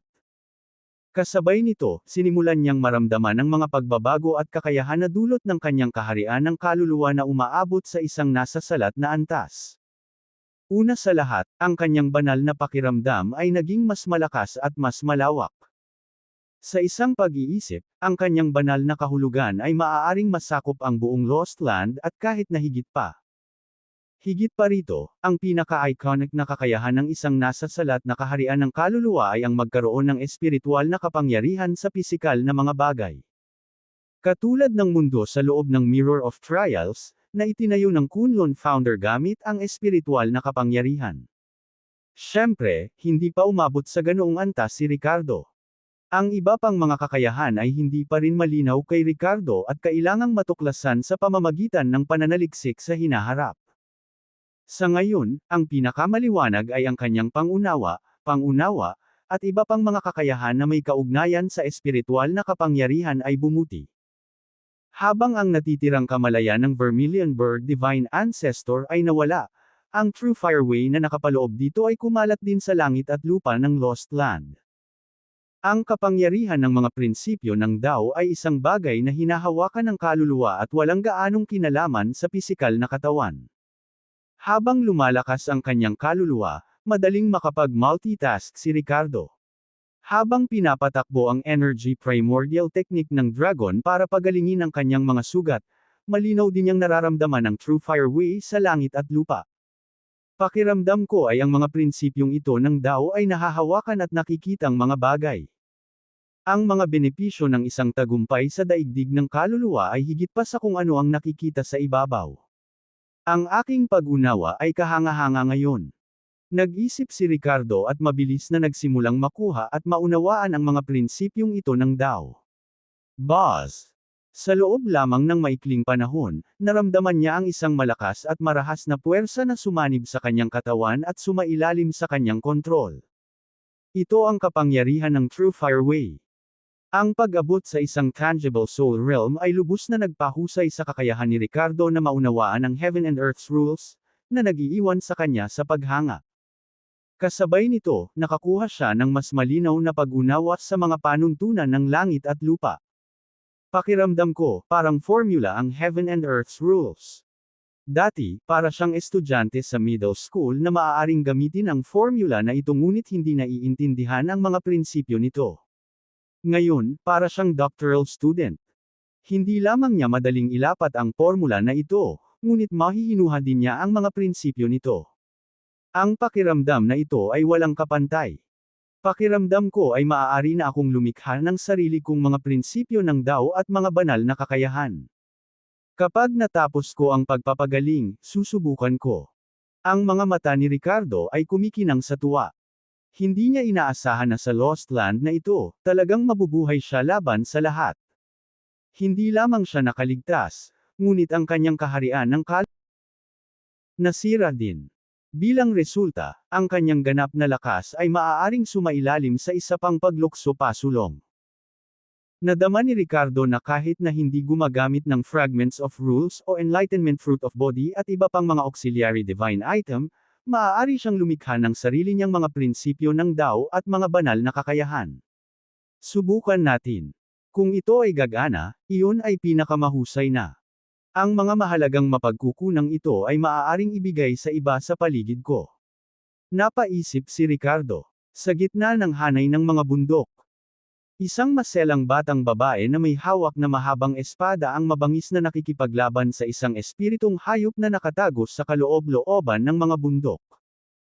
Ang mahabang espada ay kumikinang sa nagniningas na pulang way of fire na liwanag, na sinasalubong ng mga hibla ng itim na enerhiya na kumakatawan sa daan ng kamatayan. Ang espiritong hayop ay mukhang isang krus sa pagitan ng isang lobo at isang soro. Ang mahabang mukha nito ay may ekspresyon ng masasamang tuso at galit. Ang apat na paa nito ay nag-transform na sa malatao na mga kamay at paa. Nasa mga kamay nito ang dalawang natural na nabuong kutsilyong bato mula sa langit at lupa. Ang espiritong hayop na ito ay nagsimula sa kanyang unang pagbabago sa anyo ng tao. Damn human girl. Ngayon ay huhukiin ko ang iyong puso upang mapahusay ang aking paglilinang. Sa mga salitang ito, naging blur ito at sinisingil kay Violet. Ang Fox Demon na ito ay isa nga sa reincarnated demon Spearpoint. Hindi alam ni Violet kung hindi siya pinalad o pinalad na makatagpo ang isa sa mga reincarnated demons. Buti na lang at kagigising pa lang nito na buo ang bahagi ng mga alaala at kakayahan. Sa kanyang nakaraang buhay, ang lakas nito ay umabot sa huling yugto ng pagtawid sa kapigatian. Ngunit ngayon, mayroon lamang itong pinakamataas na lakas sa huling yugto ng Hollow Void. Gayunpaman, mayroon pa rin itong ganap na kumpiyansa laban sa isang huling yugto ng Hollow Void na batang babae. Kabanata 972, ang rift ng espiritual na enerhiya. Makalipas ang ilang sandali, ang lambak ay hindi nakikilala, na ang lahat ng mga halaman ay naging alikabok. Sa sandaling ito, si Violet ay natatakpan ng mga sugat. Gayunpaman, bakas sa mukha niya ang pagkasabik. Sa paanan niya nakahiga ang bangkay ng Fox Demon na si Pierpoint. Ang bangkay ay ganap na itim, tila ito ay patay ng ilang araw. Ito ay malinaw na nasira ng kapangyarihan ng daan ng kamatayan. Sa ibabaw, si Violet ay mayroon lamang lakas ng late-stage Hollow Void, ngunit ang kanyang aktwal na lakas sa pakikipaglaban ay higit pa doon. Matapos maturuan ng Sun Moon Dual Cultivation Technique ni Ricardo, marubdob siyang nagsasanay halos 24 na oras sa isang araw. Ngayon, ang kanyang pisikal na lakas ay umabant na rin sa Myriad Phenomena Realm, na nagmulat sa pinakapangunahing larangan ng pisikal na puwersa. Ang kanyang mental na kapangyarihan ay umabot sa maagang yugto ng panlabas na paglaya, na nagbibigay sa kanya ng sariling larangan ng pag-iisip. Kabisado rin niya ang daan ng kamatayan na supernatural na kapangyarihan na minsang kontrolado ni Wu Jishao. Death Coil. Ang Fox Demon ay naging pabaya, nakikita si Violet bilang isang late-stage Hollow Void at hindi siya sineseryoso. Sa huli, ang reincarnated demon na ito ay sumalubong sa pagkamatay nito sa mga kamay ni Violet. Buzz! Sa sandaling ito, na sinamahan ng isang alon ng enerhiya ng kaluluwa, isang kaluluwa ang lumutang palabas mula sa bangkay ng demonyong Fox. Naramdaman ito ni Violet gamit ang kanyang mental power pero wala siyang nagawa para makialam. Hindi tulad ni Ricardo, hindi siya sanay sa mistisismo ng yin-yang at hindi siya nakakahuli ng mga multo o espiritu. Bukod dito, ang biglaang pagbabago ay nagdulot ng pagkabalisa kay Violet, na naging dahilan upang siya ay madapa at bumagsak sa lupa. Dumagundong. Sa isang nakakatakot na alon ng enerhiya, ang lambak ay nagsimulang yumanig ng marahas. Ang tindi ng pagyanig ay maihahambing sa 9 na magnitude na lindol. Isang napakalaking lamot ang lumitaw sa lambak, na para bang wawasak nito ang mga bundok. Ang lupa ay yumanig at nabasag, nakahawig ng pinakakakilakilabot na geological na sakuna. Malubhang nasugatan, muntik nang mahulog si Violet sa lamot dahil sa kanyang hindi matatag na pagtapak. Whoosh! Whoosh! Sa sumunod na segundo, bumungad sa kanyang mga mata ang isang eksenang nagpatulala kay Violet. Ang makapal na puting ambon ay lumabas mula sa nakakatakot na lamot. Sa ilang paghinga lamang, ang buong lambak ay nababalot ng makapal na puting hamog, na patuloy na kumalat sa lahat ng direksyon. Huminga ng malalim si Violet, puno ng hindi makapaniwala at bakas ng pananabik ang maganda niyang mga mata. Espiritual na enerhiya. Napakayaman at dalisay na espiritual na enerhiya. Ito ay kahit 100 beses na mas puro at dalisay kaysa doon sa loob ng domain ng Ancient Willis family. Hindi makapaniwalang ungol ni Violet. Sa sumunod na segundo, mabilis siyang naupo na naka-cross-legged at nagsimulang iikot ang kanyang martial techniques, pinagaling ang kanyang mga sugat habang sabik na naglilinang. Isang araw mamaya, iminulat ni Violet ang kanyang mga mata, na ngayon ay kumikinang sa pananabik. Ang kanyang lakas ay sumulong mula sa late-stage hollow void hanggang sa tuktok ng late-stage hollow void. Sa isang pag-iisip, kinuha niya ang ilang mga item mula sa kanyang espasyo sa Palso. Ang mga ito ay iba't ibang mapagkukunan na ibinigay sa kanya ng organisasyon ng Order Warden, mga fragment of rules, enlightenment fruit of body, at iba pa. Pakiramdam ko ay malapit na ang Shattered Void Realm. Ngunit ang pagsira ay dapat gawin sa isang ligtas na lugar. Bulong ni Violet sa sarili. Sa susunod na segundo, nagngangalit siya ng kanyang mga ngipin at direktang tumalon sa lamot. Doon, walang mang-iistorbo sa kanya. At ngayon, hindi lang ang lambak na ito. Ang magkatulad na mga lamot ng espiritual na enerhiya ay lumitaw sa iba't ibang mga rehiyon sa buong Earth ng sunod-sunod. Mula sa kanila ay lumitaw ang malaking halaga ng nakakatakot na puting ambon. Sa nawalang lupa, iginalaw ni Ricardo ang kanyang katawan, pakiramdam na gumaling na ang kanyang mga sugat at napuno na naman ng malakas na enerhiya ang kanyang katawan. Sa sumunod na segundo, hindi siya nagmamadaling lumikha ng sarili niyang daw ngunit naglakad patungo sa mga labi ng Vermilion Bird Divine Ancestor. Kahit na wala ng malay ang mga labi na ito at isa na lamang itong walang laman na shell, naramdaman pa rin ni Ricardo ang isang mapang-epong puwersa at nagtatagal na malakas na aura mula sa kanila. Isang pisikal na katawan lamang na maihahambing sa isang dalubhasa sa entablado ng Great Vehicle. Ang pisikal na kaharian na ito ay dapat na umabot sa isang hindi masisira na estado. Ang mga labi na ito ay isang kayamanan para sa akin. Nagniningning ang mga mata ni Ricardo habang nakatingin sa mga labi ng Vermilion Bird Divine Ancestor. Siyempre, hindi niya magagamit ang mga labi na ito tulad ng paggamit niya ng Mirror of Trials.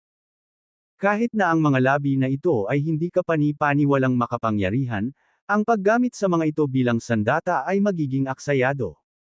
Taglay ni Ricardo ang supernatural na kapangyarihan ng mga panuntunan ng buhay, pagkakaloob ng buhay. Para sa kanya, ang gayong makapangyarihang bangkay ay maaaring magbigay ng hindi masusukat na tulong.